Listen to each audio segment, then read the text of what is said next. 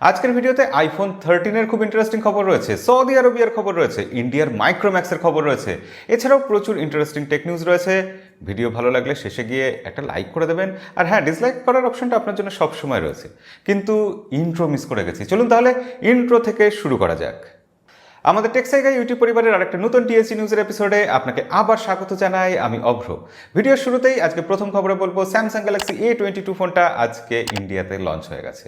ফোনটাতে অনেক কিছু ভালো আছে, তবে হ্যাঁ, না থাকার ঘরেও অনেক কিছু রয়েছে। কিন্তু প্রথমত বলি, এই ফোনটাতে একটা 6.6 ইঞ্চি ফুল এইচডি প্লাস ডিসপ্লে রয়েছে, 90 হার্টসের রিফ্রেশ রেট রয়েছে সেখানে। এছাড়া এই ফোনটা একটা 5G ফোন, যেখানে 11খানা 5G ব্যান্ডের সাপোর্ট রয়েছে।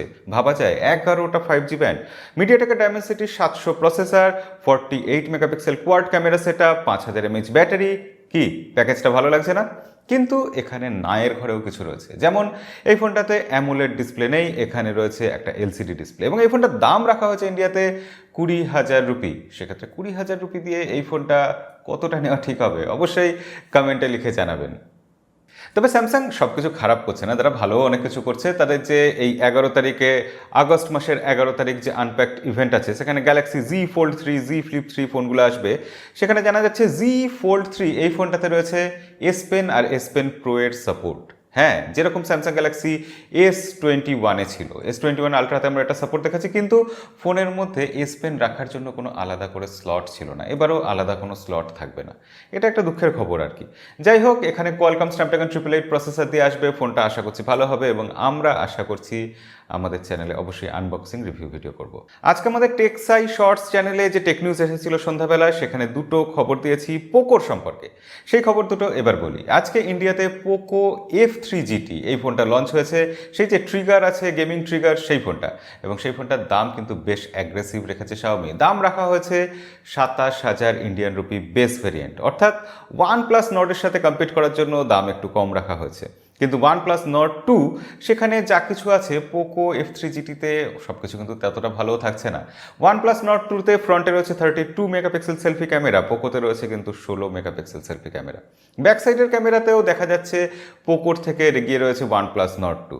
হ্যাঁ, পোকোতে রয়েছে গেমিং ট্রিগার, আর সেখানে OnePlus Nord 2-তে রয়েছে অ্যালার্ট স্লাইডার। পোকোতে রয়েছে 5000 mAh ব্যাটারি, আর সেখানে OnePlus Nord 2-তে রয়েছে 4500 mAh ব্যাটারি। পোকোর ফোনে রয়েছে MI UI 12.5, আর OnePlus-এর ফোনে রয়েছে অক্সিজেন OS। তো সেক্ষেত্রে এই দুটো ফোনের মধ্যে আপনি কোন ফোনটা নিতে পছন্দ করবেন? ক্যামেরার ক্ষেত্রে আপনি খেয়াল করে দেখুন, OnePlus Nord 2 এই ফোনটাতে রয়েছে কিন্তু OIS আর সনির সেন্সার, সেখানে পোকোর ক্ষেত্রে কোনো OIS নেই, এবং সেখানে রয়েছে ওমনি ভিশনের সেন্সার। তো সব মিলিয়ে দুটো ফোনের সব কিছু কাছাকাছি মনে হচ্ছে। যারা ক্যামেরার দিকে একটু বেশি যাবেন তারা OnePlus Nord 2 নিতে চাইবেন, যারা গেমিংয়ের দিকে একটু বেশি প্রেফার করবেন তারা পোকো F3 GT নিতে চাইবেন। এবং দুটো ফোনেই কিন্তু মিডিয়াটেকের ডায়মেনসিটি 1200 প্রসেসর রয়েছে। কিন্তু এখানে একটা ক্যাচ রয়েছে, পোকো F3 GT এই ফোনটাতে মাত্র দুটো 5G ব্যান্ডের সাপোর্ট রয়েছে, অর্থাৎ আগামী দিনে 5G আসলে পোকো F3 GT 5G কতটা সাপোর্ট করবে সেই বিষয়ে বেশ সন্দেহ আছে। সেখানে OnePlus Nord কিন্তু 5G ব্যান্ডের তুলনামূলক বেশি সাপোর্ট দিয়েছে। এছাড়াও পোকো আজকে একটা দারুণ মার্কেটিং স্ট্র্যাটেজি দেখালো, এগুলো শাওমির থেকেই শেখার মতো। তারা বলছে ফোনগুলো বিক্রি হবে প্রতি সপ্তাহে, এবং প্রত্যেক সপ্তাহে যে বিক্রি হবে, প্রতি সপ্তাহে ফোনের দাম 500 রুপি করে বাড়তে থাকবে। ভেবে দেখুন, এখন 27,000 ইন্ডিয়ান রুপি বেস ভেরিয়েন্ট, তারপর পরের সেলে ওটা 27,500, তারপরের সেলে 28,000, তারপরের সেলে 28,500, এরকম করে দাম বাড়তে থাকবে যতদিন না ম্যাক্সিমাম প্রাইসে গিয়ে পৌঁছচ্ছে। কিন্তু এতে কি হবে? এতে যেটা হবে যে রিভিউ দেখার আগেই, ফোন কেমন জানার আগেই ফোনের দাম বেড়ে যাবে, আমি 500 টাকা বাঁচাবো, এই চিন্তাভাবনার থেকে মানুষের তাড়াহুড়ো করে ফোন কিনে নেবে। কি বিজনেস স্ট্র্যাটেজি ভাবুন। আমাদের টেকসাই শর্টসে আর একটা লিক দিয়েছিলাম, সেখানে বলেছিলাম পোকো X3 GT, যেটা Redmi note 10 pro 5G globally গেছিল, সেই ফোনটা ইন্ডিয়াতে লঞ্চ হতে চলেছে আগামী মাসে, এবং সেটার দাম নাকি থাকবে 17,999 ইন্ডিয়ান রুপি। সেক্ষেত্রে প্রাইসিং যদি এটা হয়, আমি বলবো অ্যাগ্রেসিভ দাম, যথেষ্ট ভালো ফোন হতে পারে। দেখা যাক কত দামে সেসব দিয়ে নিয়ে আসে। আর এইসব লেটেস্ট খবর পাওয়ার জন্য আমাদের চ্যানেলটা কিন্তু সাবস্ক্রাইব করে রাখবেন, না হলে এগুলো জানবেন কোথা থেকে। আজকে সৌদি আরবের খবরে এটাই বলবো যে সৌদি আরেবিয়া অয়েল কোম্পানি, অর্থাৎ অ্যারামকো, সৌদি অ্যারামকো যে কোম্পানিটা আছে, সেই কোম্পানি কিন্তু র্যানসামওয়্যারের পাল্লায় পড়েছে। তাদের 1 টিবির মতো ডেটা অন্য কোনো একজন থার্ড পার্টি ভেন্ডারের মাধ্যমে কারোর কাছে চলে গেছে, এবং সেখানে র্যানসামওয়্যার চাওয়া হয়েছে $5 কোটি। $5 কোটি হলে সেটা যদি মুক্তিপণ হিসেবে দেওয়া হয়, তবেই ওই 1 টিবি ডেটা সেটাকে সুরক্ষিত রাখা যাবে। এরকম একটা অবস্থা। এর আগে কিন্তু আমরা দেখেছি আমেরিকাতে এরকম একই রকম ঘটনা ঘটেছিল একটা অয়েল কোম্পানির ক্ষেত্রে, সেখানেও কিন্তু একই সমস্যা হয়েছিল। সেক্ষেত্রে একটা রিপোর্ট এসেছে যেখানে বলা হচ্ছে যে অয়েল কোম্পানিগুলো কিন্তু তাদের সাইবার সিকিউরিটি নিয়ে খুব একটা আপ টু ডেট নয়, সেখানে তারা খুব একটা বাজেট রাখে না, খরচ করে না, এবং এটা আমরা বারবার প্রমাণ দেখতে পাচ্ছি। তো এই হচ্ছে খবর, দেখা যাক আগামী দিনে কি হয়। অ্যাপেলের আইফোনের জন্য যুগান্তকারী খবর, অসাধারণ খবর। যারা আইফোন ইউজার, আইফোন কিনবেন ভাবছেন, তাদের আজকের দিনটা খুব সুন্দর হয়ে উঠতে বাধ্য।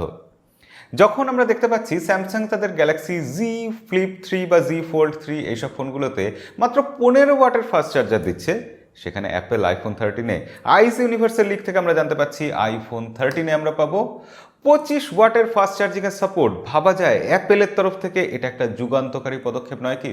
25 ওয়াটের ফাস্ট চার্জিংয়ের সাপোর্ট। তবে সেটা যদি আলাদা করে কিনতে হয়, তার দাম যা পড়বে সেই দামে আমরা একটা অ্যান্ড্রয়েড ফোন কিনে ফেলতে পারি, এটা কিন্তু মাথায় রাখতে হবে। তো কেমন লাগলো খবরটা অবশ্যই কমেন্টে লিখে জানাবেন। আজকে মাইক্রোম্যাক্সের ব্যাপারে একটা নতুন খবর এসেছে। মাইক্রোম্যাক্স ইন 2B এই ফোনটা খুব শীঘ্রই আনতে চলেছে। এখানে 6.5 ইঞ্চি ফুল এইচডি প্লাস একটা ডিসপ্লে থাকবে এবং এই ফোনটাতে থাকবে 5000 mAh ব্যাটারি। এছাড়াও জানা যাচ্ছে এখানে প্রসেসর থাকবে ইউনি এসওসি P610। এটা কেমন প্রসেসর?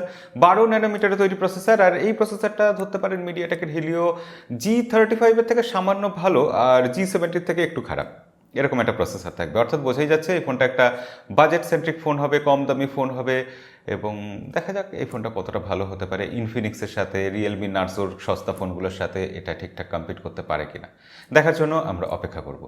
আজকে রিয়েলমির সিএমও ফ্রান্সিস ওয়াং, তিনি টুইটারে বেশ একটা যুদ্ধে জড়িয়ে পড়েছিলেন এবং সেখানে তিনি যা যা তথ্য দিয়েছেন সেটা কিন্তু বেশ ইন্টারেস্টিং হতে পারে। আমরা চিরকাল জেনে এসেছি রিয়েলমি একটা কপিক্যাট কোম্পানি, শাওমি তাকে ট্রোল করে বলে আমাদের নামটা পর্যন্ত রিয়েলমি কপি করে নিয়েছে। কিন্তু ফ্রান্সিস ওয়াং আজকে বলেছেন তারা রিয়েলমি জিটি মাস্টার এডিশন এই ফোনটা যে লঞ্চ করেছেন, হঠাৎ জিটি নাম দিয়ে কেন লঞ্চ করলেন? এত ভালো স্পেসিফিকেশনসের ফোন, যেখানে কোয়ালকম স্ন্যাপড্রাগন 888 ভ্যারিয়েন্ট থাকবে, 810 ভ্যারিয়েন্ট থাকবে, মানে একদম ফ্ল্যাগশিপ লেভেলের সব কিছু থাকবে, তা হঠাৎ জিটি নাম কেন? তিনি বললেন এক্স সিরিজের ফোন তারা আর এক্স নাম দিয়ে এই ফোনটা আনলেন না, তার কারণ এক্স নামটা অন্যরা কপি করছে, ইঙ্গিত শাওমির দিকে।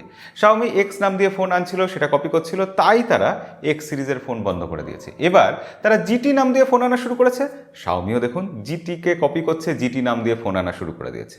এবং তিনি বললেন কপি ক্যাট কোম্পানি আসলে আমরা নই। তখন একজন কেউ মন্তব্য করে যে রিয়েলমি নামটাই তো কপি করা রেডমির থেকে।